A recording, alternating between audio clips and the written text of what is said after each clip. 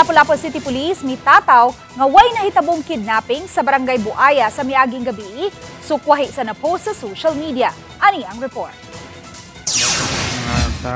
Sa post sa usa ka netizen, makita nga gitapukan sa mga residente sa Barangay Buaya ang usa ka 14 anyos nga lalaking grade 8 student nga nauli pasado alauna na sa kadlawon kagahapon. Nagsulob na lang kini sa iyang sapaw nga shorts ug sapaw nga t-shirt ug wa nay sapatos ug bag. Matud sa iyang magwang, matag alas 8:30 sa gabi ina ang dismissal sa klase sa iyang manghud kay second shift kini. Apan nabalakan na lang sila nga wa pa kini makauli, hinungdan nga gi-report dayon nila sa kapulisan niya ng gabi nga wa kini mauli. Busa, nakurat na lang silang nauli na kini nga wa na magsulob sa iyang uniforme ug may mga pangus ug bunog ang iyang lawas. Luya kay siya paguli nga nagkurog. Basta, kuan kay siya ma'am. Nya di na mo maistorya og tarong. Kana gid ako manghud ma'am. Kuan gid na siya kanang hilumon ba niya. Di sana siya kay pasuhito diri gud kay bago pa siya transfer. Gikan na siya kuan. Hol. Nya wa pa na siya barkada diri kay bago lagi niya. Balay eskwela na siya. Ya, pagasunduon mo na siya unta niya. Ato nga time wala sila nag-aabot sa akong mama ba nagsundo siya. Dihang gipangutanan nila kung unsay nahitabo, iyang gisaysay nga may misuway kaniya pagkidnap ug pugsanon siyang gipasakay ug itom nga van apan nakaiskapo. Apan dihang nauli-ulian na ang grade 8 student sa gibati niyang trauma, iyang gisaysay ngadto sa iyang pamilya ug sa mga sakop sa Women and Children Protection Desk sa Lapu-Lapu City Police nga na-depress siya human masayod nga wa siya malakip sa honor roll.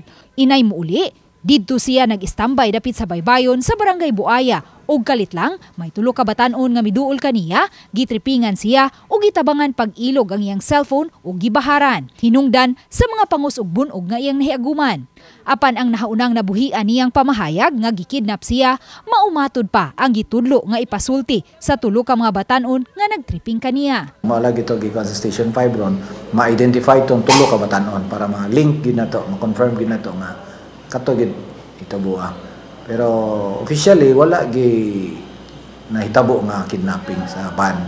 No honor man siya permi good gunad sa first niya karon pagka third kay wala naman yung marag na-depress bitaw siya. Kuan siya pa marag nang luod. Sa pagkutlo ning balita, wala pay nahipos ang Lapu-Lapu City Police nga klarong CCTV footage haduol sa dapit na hitabuan. Matod sa iyang igsuon, napaubos na nila sa medical exam ang iyang manghud ug mihangyo na sila sa tunghaan. Diin mag-eskwela ang grade 8 student nga ipaubos lang una siya sa modular learning. Hinuon, inanay nang nawa ang iyang trauma matod sa iyang maguwang. Ako siyang gingnan dambagan. Ay na lang kakuan, maunor or sa di at least ni eskwela kag tarong.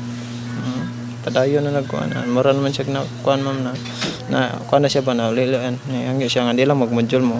Eskwela lang siya balik. Samtang adunay panawagan ang Lapu-Lapu City Police ngadto sa mga netizens. Panawagan sa ato ang mga netizen nga active kayo ng social media nga di sa pataka sa post kay mao lagi na maka-create man gud og kahadlok og kuan sa mga tawo nga which is wala pa gid na confirm unsa gid ka tinuod. Nautunta nga dili sa mo post not unless nga officially ma-blatter or ma-investigar na gid ang hitabo. Sa labing awahing kalambuan, gidilit na ang post sa social media kabahin sa nahitabong kidnapping sa gingong biktima nga grade 8 student. Uban ni Godfrey Rilien, Luan Merondina, Balitang Bisdak.